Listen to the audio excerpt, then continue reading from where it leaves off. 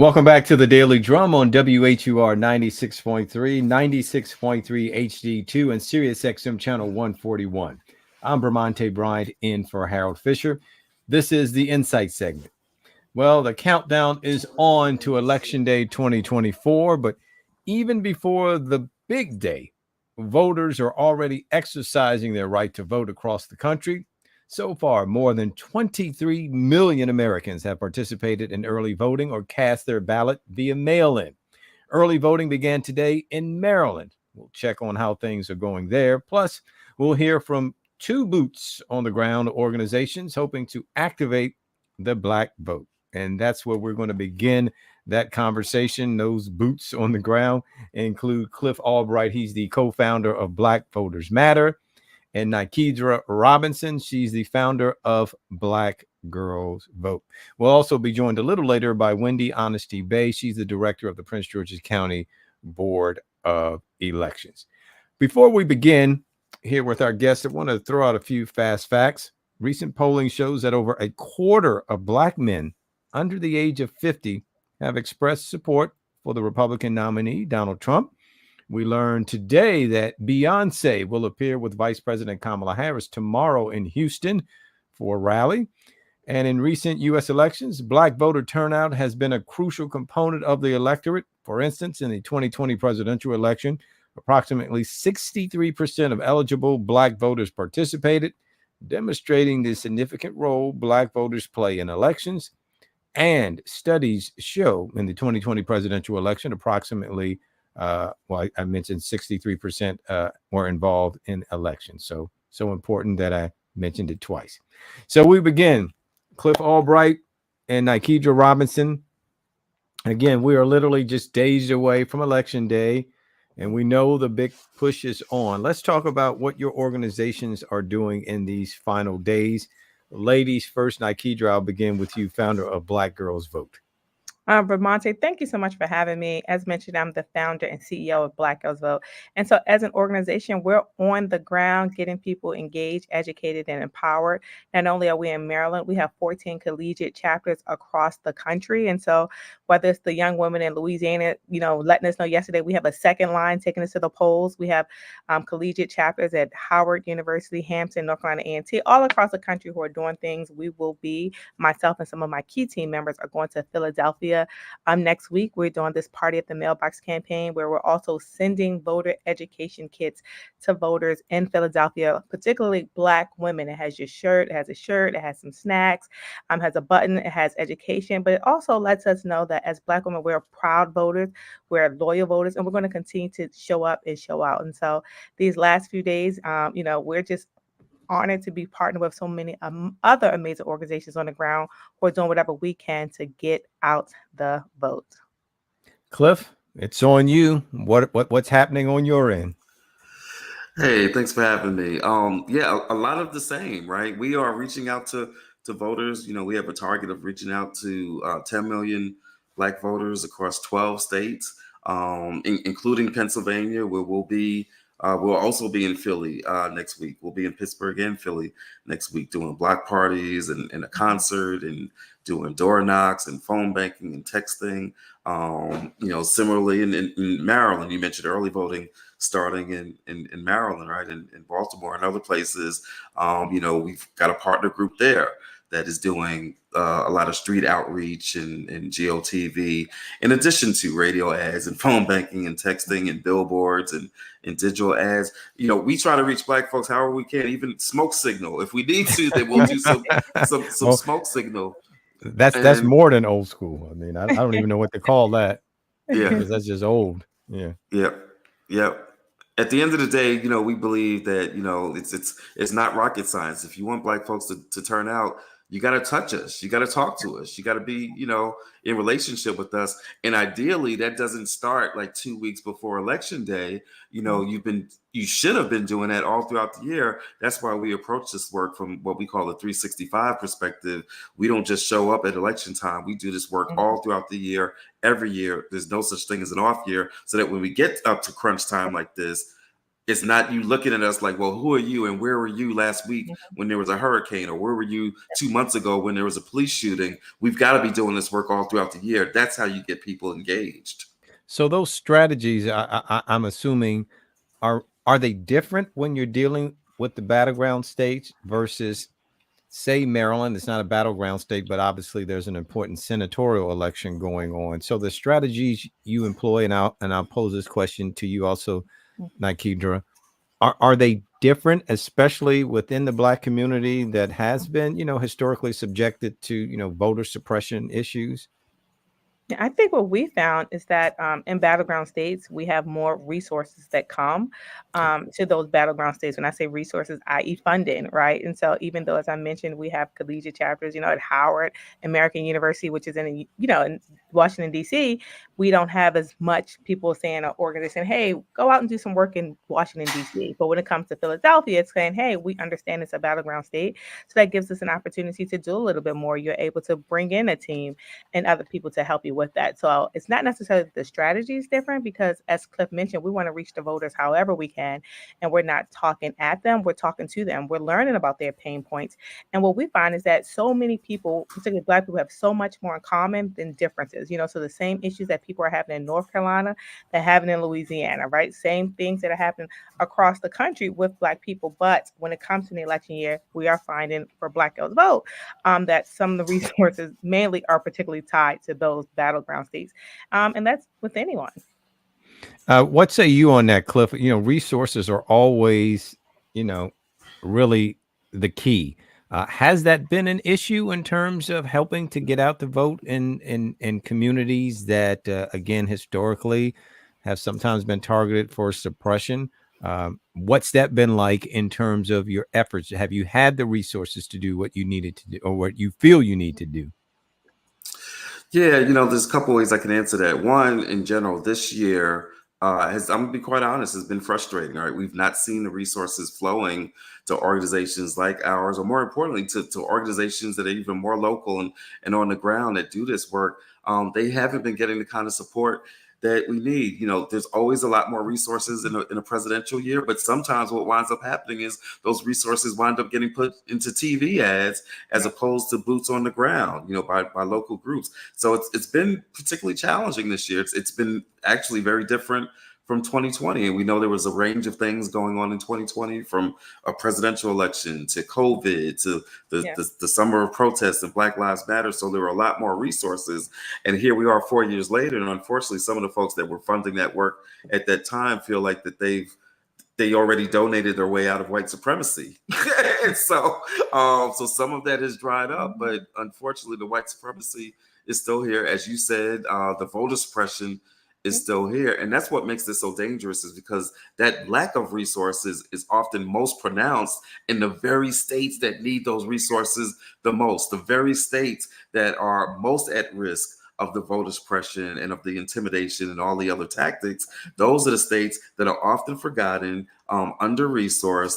And yet when bad things happen, when racism is able to grow in those places, I often say, that those states, Southern or otherwise, that they're like a petri dish where, white supremacy does their most outrageous experiments. But once they succeed in that petri dish, guess what? It gets exported to the rest of the country. And that's why Black Voters Matter Fund was literally created. We started our work providing resources in those very states that had been overlooked. And our track record and our partners' track record show that when you provide that support, we make amazing things happen. Now, Kedra, Virginia really, at least during this election cycle, isn't seen as a battleground state. It looks like it's in the presidential election. It is definitely trending Democratic. But even with early voting underway, there's still a lot of legal challenges in the courts, and one of those is in Virginia. The League of Women Voters and other groups in the state have taken the Commonwealth to court. Took them to court today, accusing it of purging legitimate voters from the rolls. Do you have any thoughts on that legal battle? And the Justice Department is involved in that as well. I would just say overall, we're seeing it across the country where people are going, to vote, and they're saying, hey, what happened? My name's not on the rolls. That's why we encourage people to make a plan and to vote, because you don't know what's going to happen. If you choose to wait until election day, if you go and try to vote and then your name is not on the rolls, right? And so, or just to check your voter registration status, because we understand that there's an intent to keep Black voters away from the polls. And so we're encouraging people. Black Girls Vote, recently we released a voter guide, a Black Girl voter guide. And it's on our website, and we're very, very proud of that because it's a universal guide, but it has information about the elections, then also election protection, because that's a big thing. And people don't know, as far as what do I do if I'm in trouble, if I don't see my names on the rolls. And so we're encouraging people not only to, be engaged, but educated and empowered. So check your voter registration status and make sure you are prepared. In some cases, you may have to, fight, to vote, unfortunately, but make sure that you are equipped and you are committed to doing it. So that's what we have to say. Cliff, that's sort of just one and an important issue that Nikidra brings up in terms of access, to the polls. Are there other significant challenges, especially for Black voters, that you see? And if so,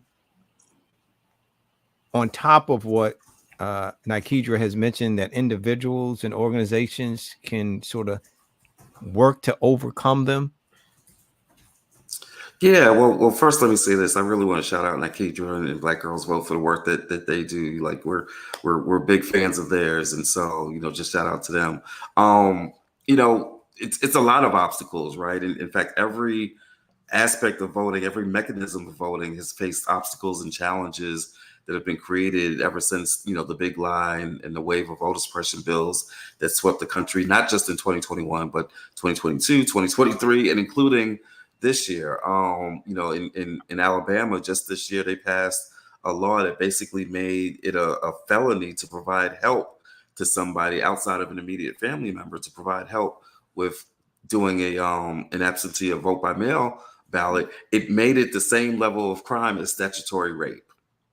So these are the types of obstacles. Every mechanism: voting by mail, registering, purging voters, making it easier to challenge voters and to do so on a blanket basis with very little evidence or rationale for why you're challenging a voter, including to post-election and certification issues like what we're seeing in Georgia, where you've got a state election board that's trying to pass all kinds of regulations that would basically cause chaos, confusion, and delay the certification process. So all of those are a variety of obstacles that are thrown in front of, largely in front of Black voters. You asked about how to counter it, and then I'll throw in disinformation. That's a whole other topic of discussion. But how do we? Yeah, how do we I was going to counter ask. it? I was going to ask you about that. Sure. Mm-hmm. Yeah, how do we counter it? It's by groups like ours, right here on this call, and others doing the work that we do, having conversations with folks, making sure that they have accurate information and that they're prepared for what the voting process is, whether it's ID requirements or times and locations and all of that, by having election protection work like the 866-R vote phone number and other election protection mechanisms. But it's really just about making sure that we are in touch with our folks and getting them good information, which helps with both the voter suppression issues as well as with the disinformation issues. Because I always say disinformation can only thrive and survive in a vacuum. Right? When there's no other information, that's where it's the most dangerous. But when we are constantly providing accurate information from trusted messengers, that's where the disinformation, basically runs into a wall. We're going to continue this conversation on the other side, on the Sirius XM channel 141 side. But I want to make sure our listeners, in case they want to get information from your organizations or contact you all directly, how can they do that? Nikidra, I'll let you have the floor first. Sure. You can go to www.blackgirlsvote.com. On all social media handles, it's at Black Girls Vote. So please follow us, support us, and just thank you for listening. And thank you to everyone who uplifts us, including people like Cliff and Latosha. We've done work with them. We did a big event in South Carolina with them. So we're just honored to be in this space. And so we're looking for more partners to partner with us on this work, because it truly takes a village in this community. All right, Cliff, if you can. Yeah, all our social media handles, Black Voters MTR, like matter, Black Voters MTR. The website is blackvotersmatterfund.org. Or you can text us directly. Text We Matter, one word, We Matter, to 25225.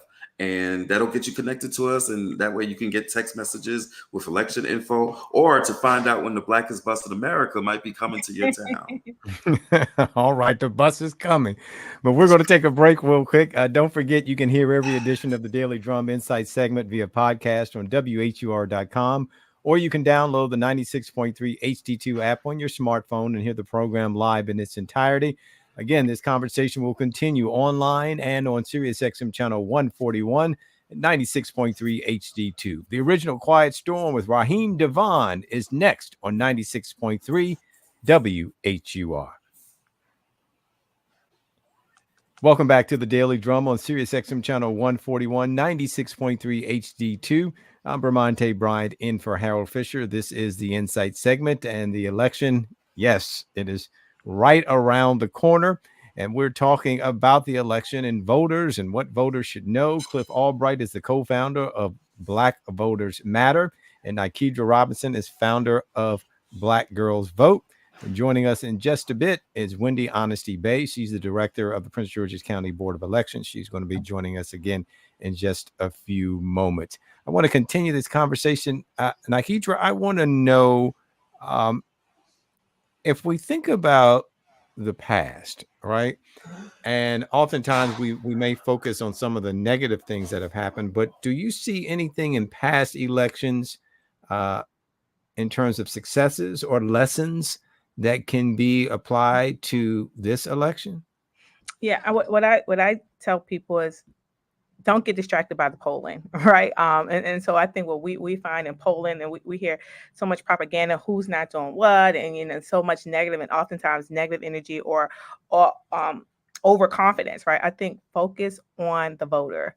Get out in the community, talk to the people, to all the grassroots organizations or people who are doing the work. Don't be discouraged, and get out there and talk to the people who matter and get to know them, listen to their issues, and just focus on, at the end of the day, November the 5th will be here. And whichever side of the aisle you're on, do what you can to get your person across that aisle. As nonpartisan organizations, we don't necessarily focus on the candidate, but more so focus on getting people to the polls and voting. And we know that when Black women vote, they show up and they show out. And we know historically Black women are very, very, very loyal voting Black. And we just want to make sure that we continue to talk about the policy that Black women are fighting for and asking for every single day. So no matter who you are, when you go to the polls to vote, make sure that you continue that advocacy and continue those efforts after November the 5th and after the election. And Cliff, I'll pose the same question to you, because oftentimes, they say past is prologue. And so, I'm wondering, do you see something, whether it's been pitfalls or highs or lows, either the pitfalls you want to avoid or the successes in the past that you feel like, can be valuable lessons to use in this election, though, we're under 2 weeks now. So I don't know how much you can apply it, but that's the question. Well, here's the good news. It's never too late to apply the successes. And so I'll start there. And the first success is that we got to find some space for some Black love and Black joy in this work, right? These are heavy issues that we're talking about. This is heavy work.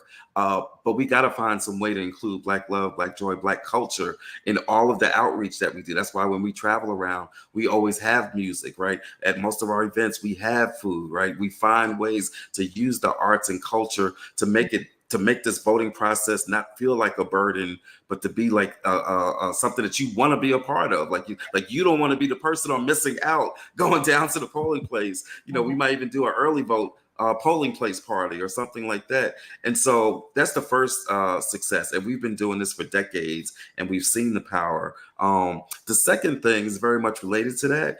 And it's, people will talk to you about making sure that you go to vote. But what we try to do is turn everybody we touch into an organizer, right? I don't just want you to vote. I want you to bring 5 people with you. We want you to bring 10 people with you. We want you to spread the word. When you text us that number that I gave, text We Matter to 25225, you get a message back to you. And part of what that message says is send this to 5 of your friends and family, right? Everybody has a role to play in our liberation.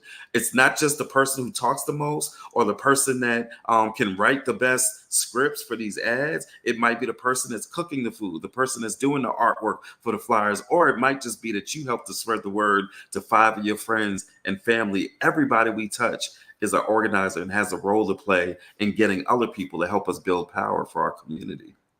Cliff Albright, he is the co-founder of Black Voters Matter. And Cliff, before we let you go one last time, if you want to shoot out your organization's website, or if they want to contact and get more information on voting, how they can vote, any issues they may have, feel free to share that with our listeners. Definitely. Again, on our social media, it's Black Voters MTR.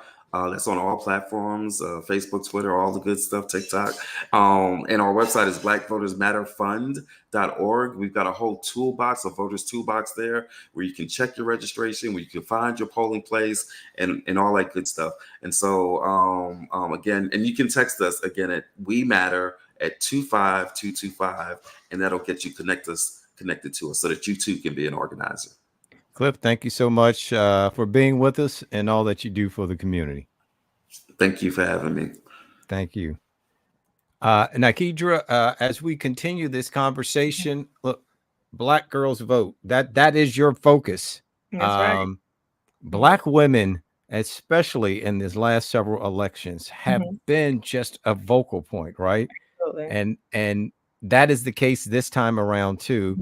And now you have a Black woman who is the candidate for president.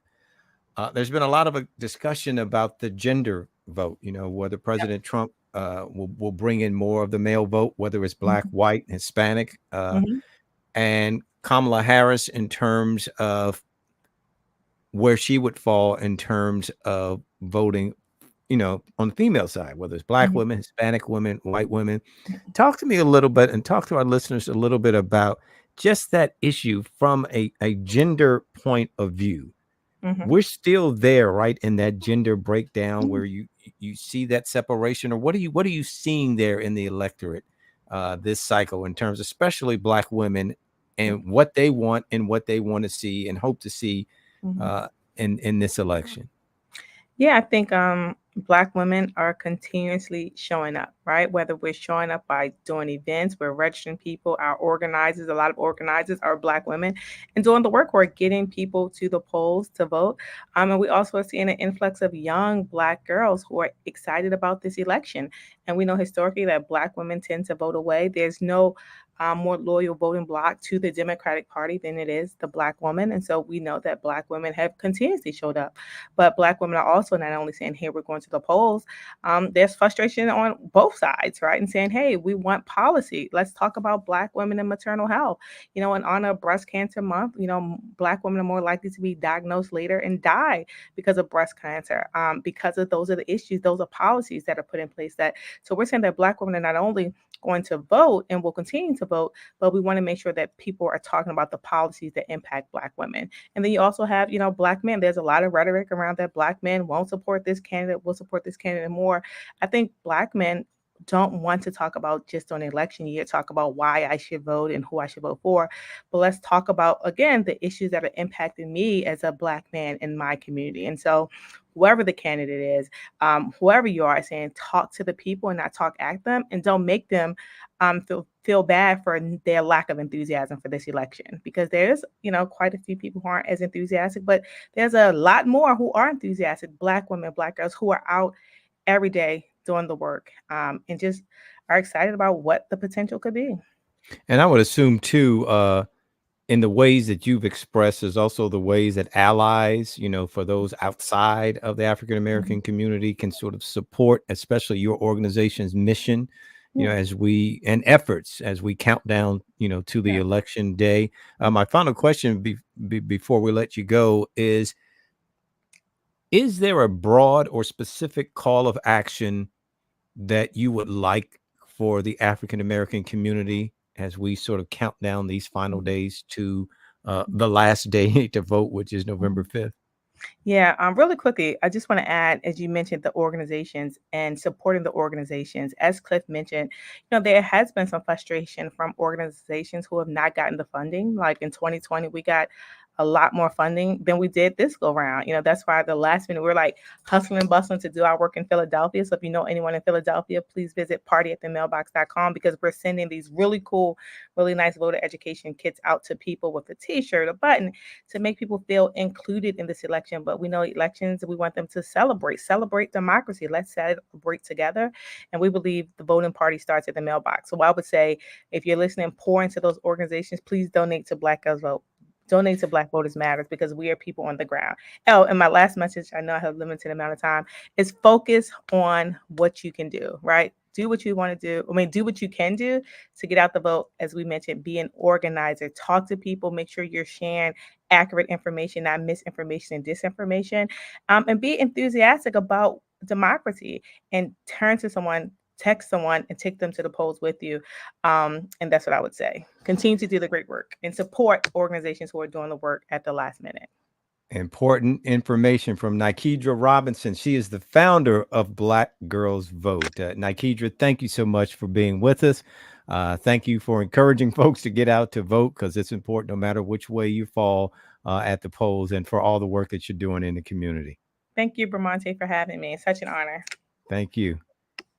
All right, folks, we are going to continue this conversation.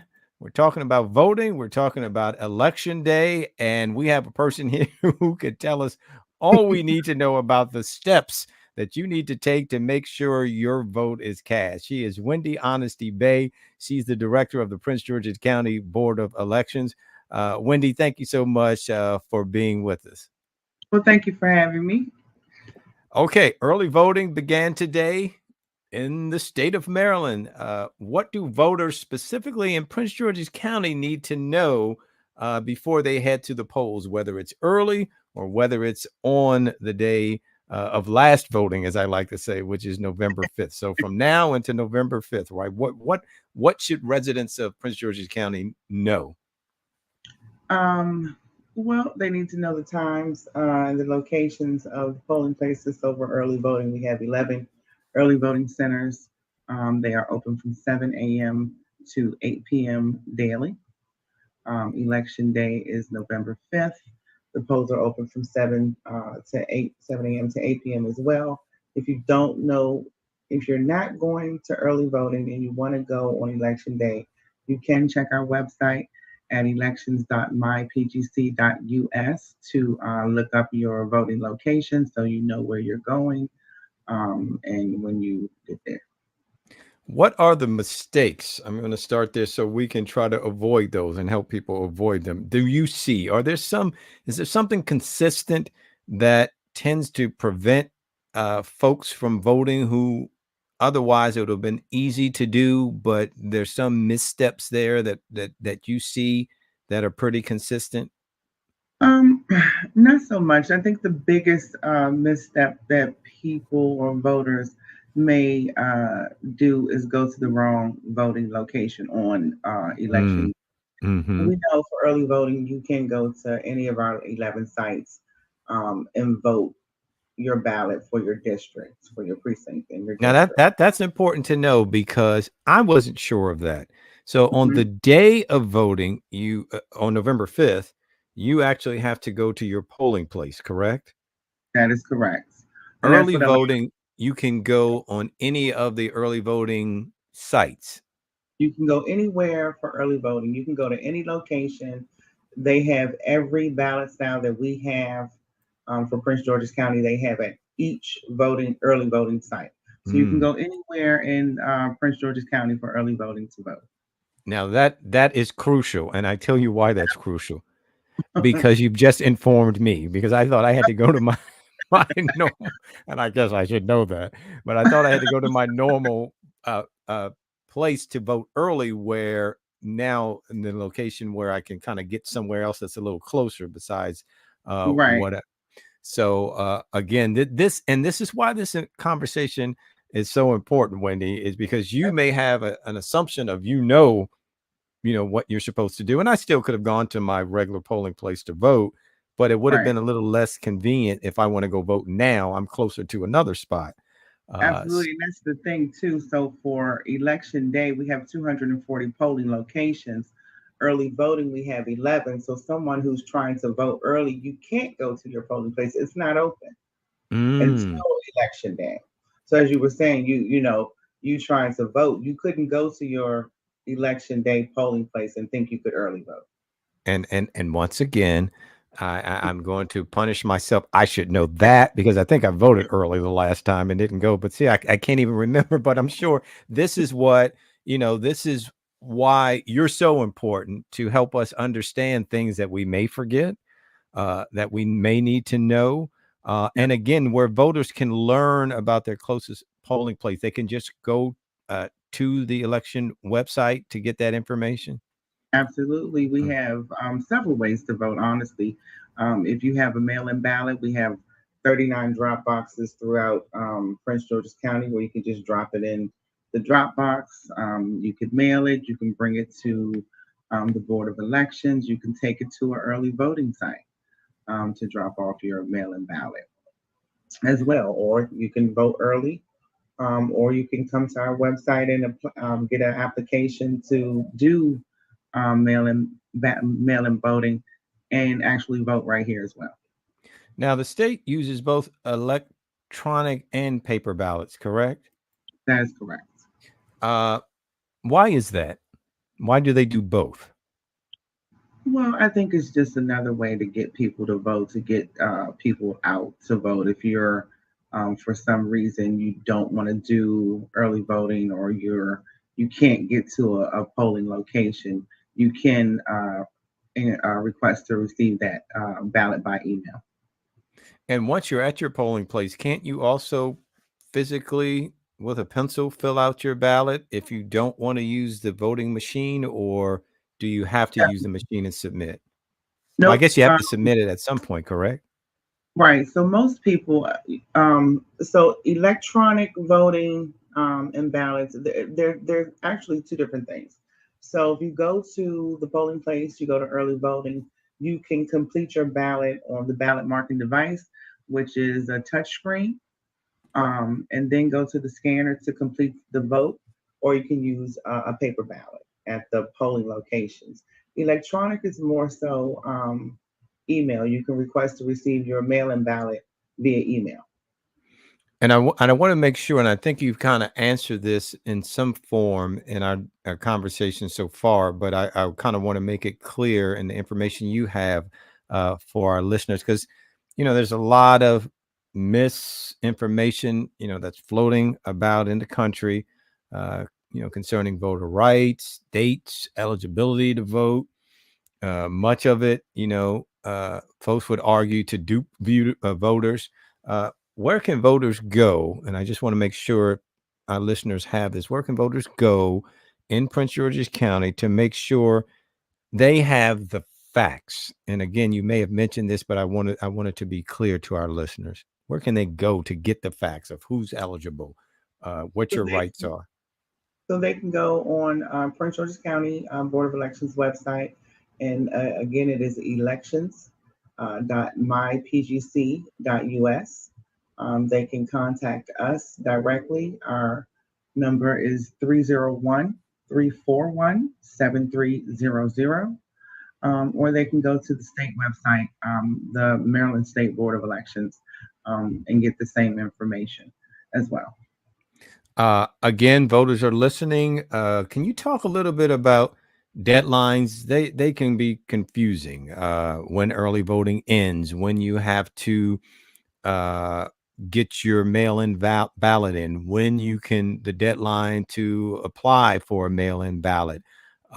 Whatever those things are that voters should know about on deadlines, whether they're coming up or whether they've been missed. Can you share some of that, at least those important deadlines that folks should know about?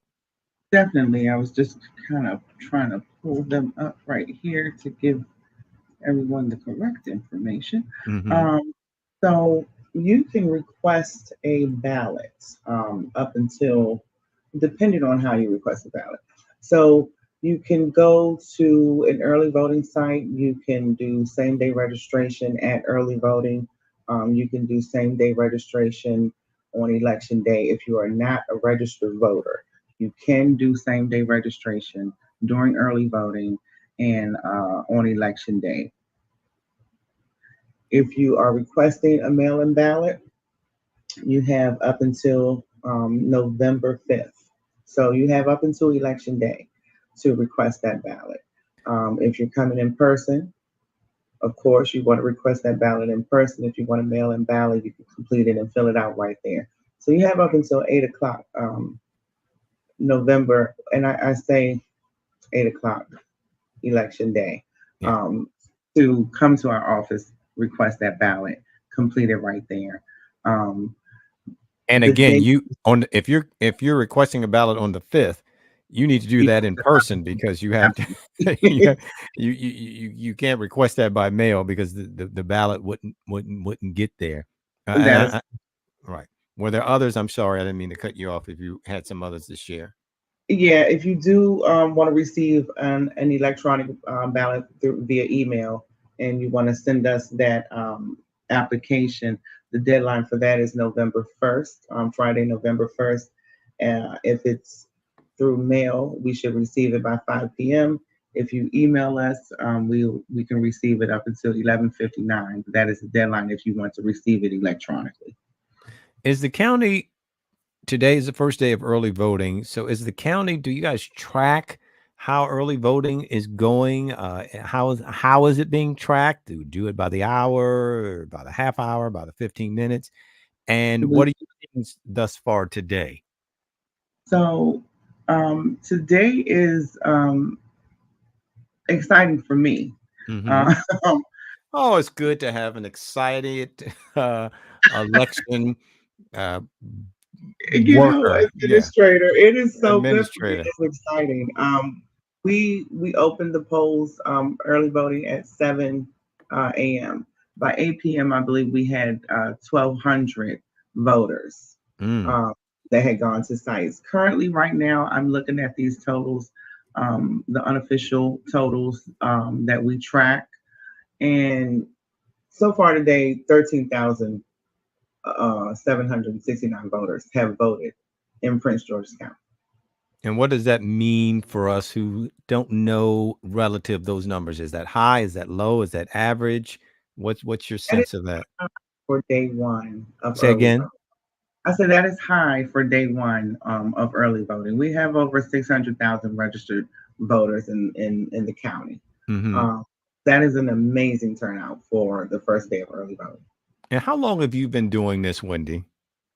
Well, I have been with the Prince George's County Board of Elections since 2019, as the elections administrator since 2023. So this is my first election, starting with the primary. This is my first election in this position that I've run and overseen. So again, these numbers are exciting for me. Any assessment of why they're high? I mean, this is what you guys do for a living. So I'm assuming at some point you look at numbers and go, you're trying to figure out why, what is this right, about? Exactly. I think this is an historic election. I think it's historical for so many reasons, from the presidency to the U.S. Senate to the special election we have going on, because that general was combined on this ballot. So various reasons. I think people want to go to the polls. They want their vote to be heard. They want their vote to be counted. And I'm sure that actually makes your job probably even more satisfying, knowing that folks are coming out to the polls, because that's wherever you fall, whatever ballot you cast, you want folks to get out there and vote. Absolutely, we do. Have you had any issues that you've had to deal with that have popped up? Not really. We have our normal hiccups, our normal first day hiccups that we've encountered and dealt with and squared away early on. We have our election workers open the polls, not go to the polls. Go to the polls roughly around 5:30 and 6, and we're here with them at 5:30 and 6 in the morning, just in case there are any issues. We can deal with them and solve them before 7 a.m. so they can open on time. Now, I must, for truth in advertising, admit that my mother is a poll worker. Okay. in Prince George's County. So she had to get up early. She's a retiree, but she got up early and she headed Yeah, on out. She headed out as you did. I'm sure if yeah. wherever you went, I'm sure you were up early, whether it's in your office, as you said, you had to meet folks at the polls. But Montgomery County has reported, and this has been an issue that's been talked about around the nation, Wendy. But Montgomery County reported earlier this week that it was scrambling to find enough poll workers and poll judges, especially those who are registered as Republicans. And we know in the state of Maryland, it's pretty much 2-1 Democrat versus Republican. Have you had those challenges in terms of finding and recruiting poll workers and judges in Prince George's County? So in general, we don't have these challenges. We have roughly, I believe, I want to say 3,500 election judges scheduled for election day, roughly over 700 for early voting. So when it comes to the bipartisan mix of things, we definitely always see challenges with trying to recruit Republican judges. Some of our polling sites for election day are not bipartisan yet. We do the day of election, we generally train about 200 judges to include chief judges, and then we source them out and deploy them to those locations that may not have the bipartisan team. We fill those locations first. So while we are staffed, while we do have our judges in place, some of our locations are not bipartisan yet. But come election day, they should be. What's the difference? Is there a difference between a poll judge and a poll worker, or is a poll judge a worker? Are those two different things? They are not. I think it depends on where you are in the state. Some people call them poll workers. We call ours election judges. Okay. And you are asked as an election judge what your party affiliation is, and because of that, you strive to have a balance if possible. Is that correct? Absolutely. For chief judges, the chief judges are the two people that are like the supervisors of that polling place. So they, in essence, run that polling place. And we, as much as possible, try to have those as a bipartisan team. Everything they do together, they have to sign off on it as that bipartisan team. Well, I'm definitely learning a lot here because I did not know that you are asked to, give your party affiliation and you look for a balance. We just have a few moments left, but I want to just follow up on that. If we know, say, a state like Maryland is 2-1 Democratic, and as you say, it's been tough to find as many Republican election judges as you can. If you don't find that number, then how does that get handled? If you can't have that balance, so that just has to be the way it is. And I would think too that in other jurisdictions across the country, then that's where we have this conversation, right, about election integrity and right. And that's why we try to maintain that balance for election integrity. If we were unable to create those bipartisan teams, we would reach out to the central committees of that party to see if they can assist us with spreading that word, getting that word out. We also overtrain because you do have some people who don't show up, who've been through training, who don't show up on election day to work. So we always overtrain, and we also overtrain just so we can keep the consistency of the bipartisan. So we try to do as much as we can. If in fact none of that works, then we are a democratic state. So sometimes we can't avoid that. Well, Wendy, this is a busy and, as you said, an exciting time for you and your office. Before we let you go, again, if folks want to get more information about voting, how to vote, what they need to do, can you tell them again where they should go to get the best information in Prince George's County? Absolutely. They can visit our website at elections.mypgc.us. They can call us at 301-341-7300, or you can always come to the Board of Elections headquarters at 1100 Mercantile Lane, Suite 115. We're in Largo, Maryland. She is Wendy Honesty Bay, love that name, director of the Prince George's County Board of Elections. We also want to thank Cliff Albright, who is the co-founder of Black Voters, and Nikedra Robinson, founder of Black Girls Vote, who joined us a little earlier. Thank you all so much. And Wendy, thank you so much for the work that you're doing, and best of luck this election season. Thank you. Thank you for having me. You're welcome. That's the Daily Drum for this Thursday, October 24th. I'm Bramante Bryant in for Harold Fisher. Have a great night.